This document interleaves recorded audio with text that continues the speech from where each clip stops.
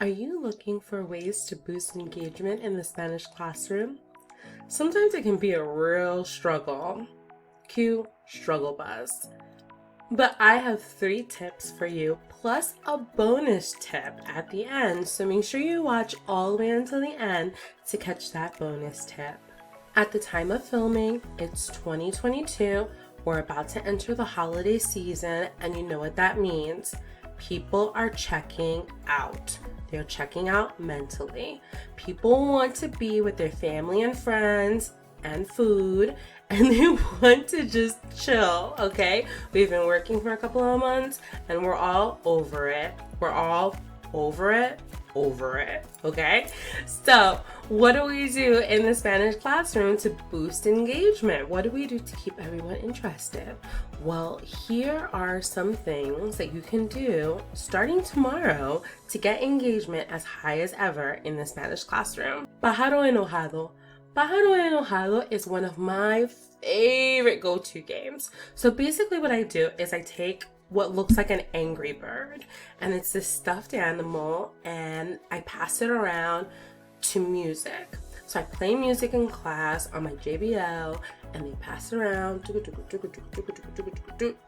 and then when the music stops, whoever has the pájaro enojado is interviewed by me. So I might go up to them, and it's all a game. It's all just, theatrics. I'm like, bueno, hola, ¿cómo estás? And then if they say, ¿cómo estás back? Then the whole class goes, ooh, because they know that they're supposed to use usted. And it's just a great reinforcement for just the whole class as to how you're supposed to respond to different questions. And so it's not just an activity for the one student, it's a whole class activity. And if that one student gets stuck on a question, they can just yell, auxilio, and someone will help them in the class. I love this activity. It's basically hot potato, but Spanishified. Lanzamiento de papel. Lanzamiento de papel is basically paper throw. So what I do, it's a reverse pájaro enojado.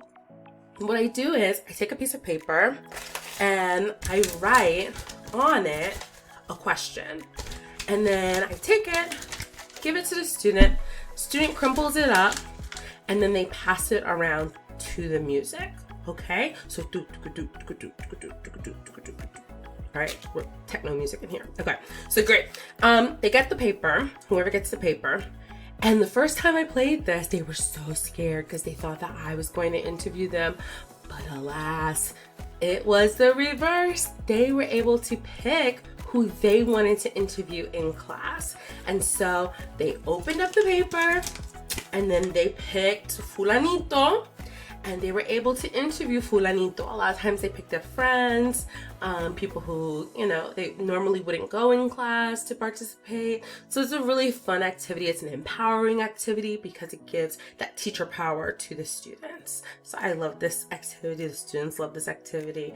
I actually need to play this one more often. I don't play this one enough. Levántate.